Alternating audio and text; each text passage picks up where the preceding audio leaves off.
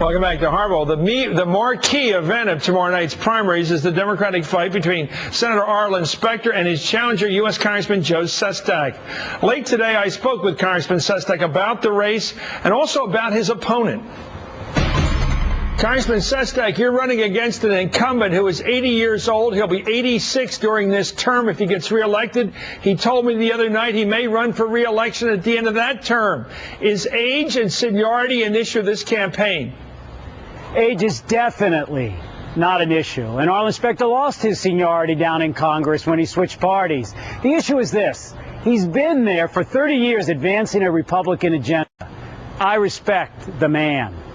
But I disagree with his political approach where he's willing to switch a party in order to keep his job. Look, I'm sitting in Philadelphia, and you know it pretty well, Chris. We lost 100,000 jobs here the last 30 years. 14% of its population walked away. It's time for a real change down there in Washington where you're willing to do what's right and not worry about your electoral prospects. That's what this election's about. Let me ask you about Arlen Specter, your opponent, again, because he is the issue in this campaign, many say. Do you believe that he would vote the Democratic line if he were reelected? Or would he switch and go back to voting somewhere off to the right? I think Arlen Specter is literally a flight risk if he were ever to win this primary. And worse, he will lose to Congressman Toomey. There's no poll where he's gotten more than 33% of the general electorate in order to support him for re-election. In fact, I'm tied with Congressman Toomey, where he loses by about 12 points. And even more importantly, I really believe in democratic principles out of conviction. And yet, like when John F. Kennedy once said, sometimes the party asks too much, I was willing to stand up for what's needed for working families and those who want to work when the party establishment in Washington, D.C. was wrong. And that's what's going to prevail in the end. He told me the other night that he has a promise of seniority, that he'll have his full seniority restored, so that it would be as if he'd always been a Democrat for these 30 years. Is that true? Well, he may say that, but you saw the Democratic Senatorial Caucus after Majority Leader Reid promised it to him. They all voted it away from him. Look, there's only 2 or 3 senators that are more junior than he is. My first year, I'll be more senior than he is. And at the end of the day, Chris, I don't even believe it's about seniority. I think it's about being a public servant. I think you can do what you have to do down there if you're willing to work in a principled way. Compromise, not a compromise of principle. No, those senators down there aren't about to give up their seniority to Arlen Specter after this is all over. And I think Majority Leader Reid probably said it best from what I understand in his biography. Arlen Specter is always there with us when we don't need him. These people right here in Philadelphia need someone who's a warrior ready to fight for them, not just vote for change, but actually ready to fight for it down in Washington. You're up against City Hall, the mayor, the president, the vice president, the governor. How do you beat them? I went out and I spoke with the people. They've lost all trust, all faith in Washington, D.C. There's absolutely no way that I believe, and I don't ever hear them saying that they're going to vote the way someone else tells them. Certainly not Washington, D.C., that slammed them into this savage recession. You know, Pennsylvanians, we're pretty independent-minded. When I go into a church, a VFW post, or into a diner, no one ever asked me who endorsed you. They always are saying, what are you going to do for us? Look, I'm willing to lose my job of what's right for them. And, Chris, I'm not running simultaneously for my congressional seat. I want to demonstrate it really is about public service again, about helping them. Now, that's what's happening up here is, Arlen Specter, your time, we appreciate it. But your time has come and it's gone. We really do need a new generation of leadership, you know, with this president who actually believes principle matters and politics will follow principle. So it is about age. You keep saying a new generation of leadership, and you're running against a guy who's going to be 86 during this term, and you keep saying it's not about age. Well, what's it mean to say a new generation then? It's a group of men and women down there in Washington, D.C. that Massachusetts said it very well by when they voted.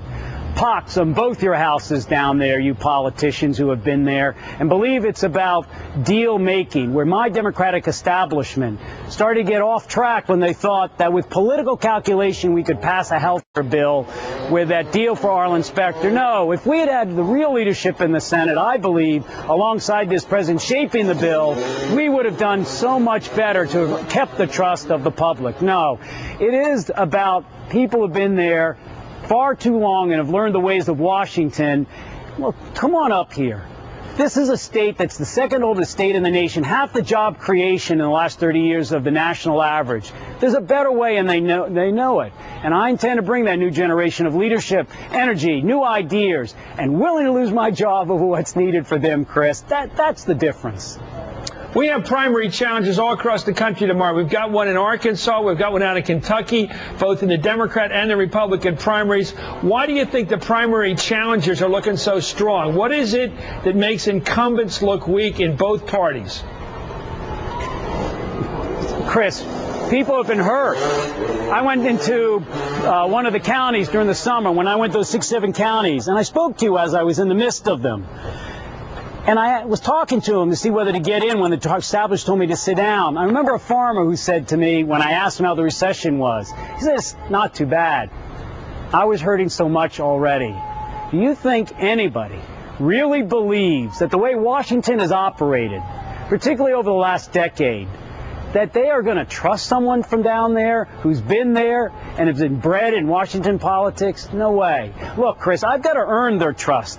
And I know it's going to take time to regain it, much like, when I joined up during the Vietnam era. We had to regain the trust. Wrongly, the military had lost trust then during the Vietnam era. Rightly, I went to Congress, and it had lost trust. I want to bring that back, because that's the gravest ill of all, I think.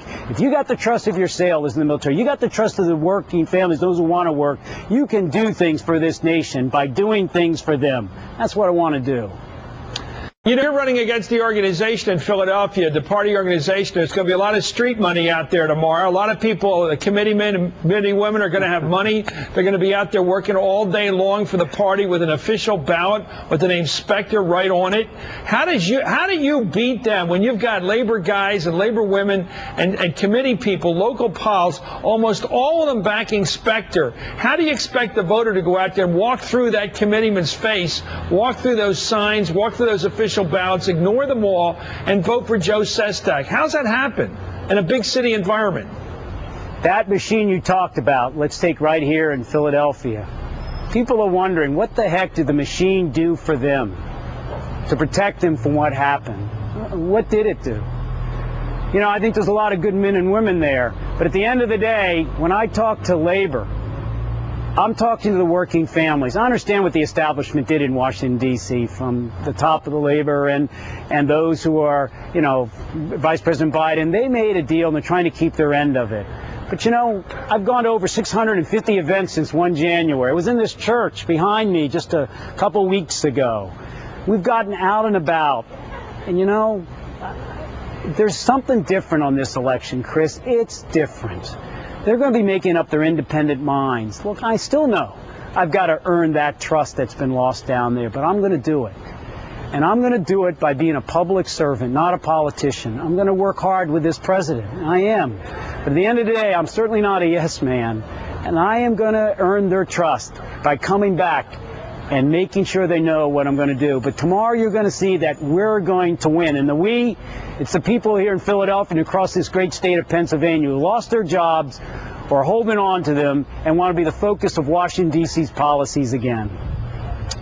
Congressman Joe Sestak, you're a tough man. You got a lot of guts tomorrow in the primary. It's going to be one humdinger tomorrow in Pennsylvania. Thank you for joining us on Hardball tonight. Thanks for having me on, Chris. And tomorrow night, Hardball will be live all night at the Lowe's Hotel on Market Street in Philadelphia. If you're in Philly, come on down and join us as we want to await the winner of the big Specter-Sestak fight and the other hot race in Kentucky and